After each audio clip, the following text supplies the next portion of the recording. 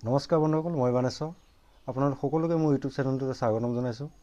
আজি মই পুনৰ আপোনালোকলৈ কেইটামান অসমীয়া কুইজ লৈ আহিছোঁ, যিকেইটা কুইজৰ উত্তৰ জানি থোৱাটো আমি অতিকৈ প্ৰয়োজন। তেন্তে বন্ধুসকল আহক, ভিডিঅ'টো শেষলৈকে চাই থাকিব। আৰু যদি মোৰ চেনেলটো নতুনকৈ চাইছে তেন্তে লাইক, কমেণ্ট, শ্বেয়াৰ কৰিব, লগতে ছাবস্ক্ৰাইব কৰি বেল আইকনটো দবাই দিব। আহক পলম নকৰি তেন্তে আজি ভিডিঅ'টো আৰম্ভ কৰোঁ।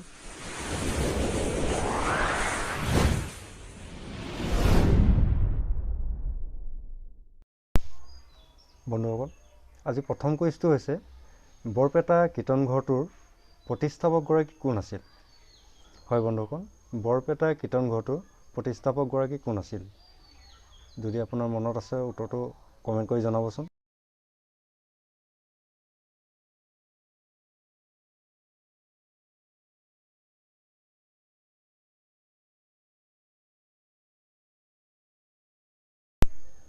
হয় বন্ধুসকল, উত্তৰটো হৈছে মথুৰা দাস আটাই। বৰপেটা কীৰ্তনঘৰটোৰ প্ৰতিষ্ঠাপকগৰাকীৰ নাম হ'ল মথুৰা দাস আটাই। বন্ধুসকল, আজি দ্বিতীয় কুইজটো হৈছে নৱগ্ৰহ মন্দিৰ কোনটো পাহাৰত অৱস্থিত? হয় বন্ধুসকল, প্ৰশ্নটো হৈছে আমাৰ নৱগ্ৰহ মন্দিৰ কোনটো পাহাৰত অৱস্থিত? যদি আপুনি জানে তেতিয়াহ'লে কমেণ্ট কৰি জনাবচোন। সময় কিন্তু আৰম্ভ হৈছে। সময় মাত্ৰ 10 ছেকেণ্ড কৰি দিয়া হৈছে।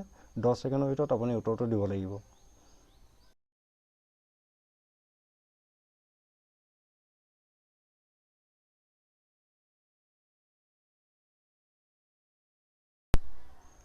হয় বন্ধুসকল, উত্তৰটো হৈছে চিত্ৰাচল পাহাৰত। উত্তৰটো হৈছে চিত্ৰাচল পাহাৰত। আমি পাছৰ কুইজটোলৈ যাওঁ। বন্ধুসকল, আজি 3 নম্বৰ প্ৰশ্নটো হৈছে ঐতিহাসিক মালিনী থান অসমৰ কোন ঠাইত অৱস্থিত? হয় বন্ধুসকল, ঐতিহাসিক মালিনী থান অসমৰ কোন ঠাইত অৱস্থিত? উত্তৰটো যদি জানে আপুনি কমেণ্ট কৰি জনাবচোন। সময় কিন্তু আৰম্ভ হৈছে।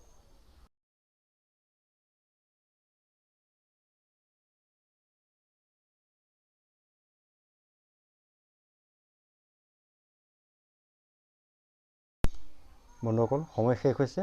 উত্তৰটো হৈছে ধেমাজিৰ চিলাপথাৰত। আমি পাছৰ কুইজটোলৈ যাওঁ। বন্ধুসকল, আমি পাছৰ কুইজটোলৈ আগবাঢ়িছোঁ। নীলাচল পাহাৰৰ উচ্চ শিখৰত অৱস্থিত মন্দিৰটোৰ নাম কি? হয় বন্ধুসকল, নীলাচল পাহাৰৰ উচ্চ শিখৰত অৱস্থিত মন্দিৰটোৰ নাম কি? উত্তৰটো যদি আপুনি জানে কমেণ্ট কৰি জনাবলৈ কিন্তু নাপাহৰিব। সময় কিন্তু আৰম্ভ হৈছে। 10 ছেকেণ্ডকৈ সময় দিয়া আছে। 10 ছেকেণ্ডৰ ভিতৰত আপুনি উত্তৰটো দিব লাগিব।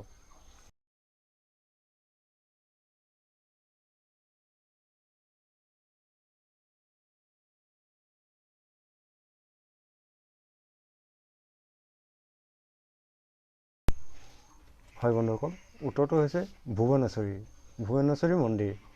আমি পাছৰ কুইজটোলৈ যাওঁ। বন্ধুসকল, পাছৰ প্ৰশ্নটো হৈছে অসমৰ কোন ঠাইত ঐতিহাসিক মহামায়া থান আছে? হয় বন্ধুসকল, অসমৰ কোন ঠাইত ঐতিহাসিক মহামায়া থানখন আছে? উত্তৰটো যদি জানে কমেণ্ট কৰি জনাবলৈ নাপাহৰিব।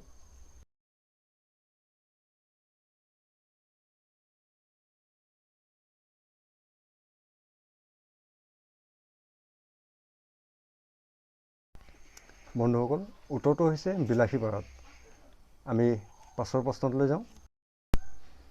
বন্ধুসকল, আমাৰ পাছৰ প্ৰশ্নটো হৈছে ইতিহাস প্ৰসিদ্ধ মহাভৈৰৱ মন্দিৰ কোনে নিৰ্মাণ কৰাইছিল? হয় বন্ধুসকল, ইতিহাস প্ৰসিদ্ধ মহাভৈৰৱ মন্দিৰ কোনে নিৰ্মাণ কৰাইছিল? উত্তৰটো যদি জানে আপুনি 10 ছেকেণ্ডৰ ভিতৰত জনাবলৈ নাপাহৰিব।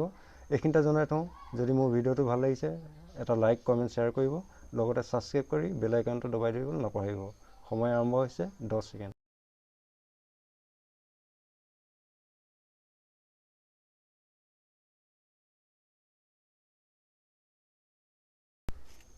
হয় বন্ধুসকল, উত্তৰটো হৈছে বাণৰজাই। ইতিহাস প্ৰসিদ্ধ মহাভৈৰৱ মন্দিৰ বাণৰজাই নিৰ্মাণ কৰাইছিল। আজি আমি শেষৰ প্ৰশ্নটোলৈ যাওঁ। এই শেষৰ প্ৰশ্নটোৰ উত্তৰ আপোনালোকে দিব লাগিব। যিসকলে শুদ্ধ উত্তৰ দিব তেখেতসকলৰ নাম মই অহা খণ্ডত প্ৰকাশ কৰোঁ। আহক আমি প্ৰশ্নলৈ যাওঁ। বন্ধুসকল, প্ৰশ্নটো হৈছে কামাখ্যা মন্দিৰ গুৱাহাটী কোনটো পাহাৰত অৱস্থিত? প্ৰশ্নটো মই আকৌ এবাৰ কৈ দিছোঁ। কামাখ্যা মন্দিৰ গুৱাহাটী কোনটো পাহাৰত অৱস্থিত?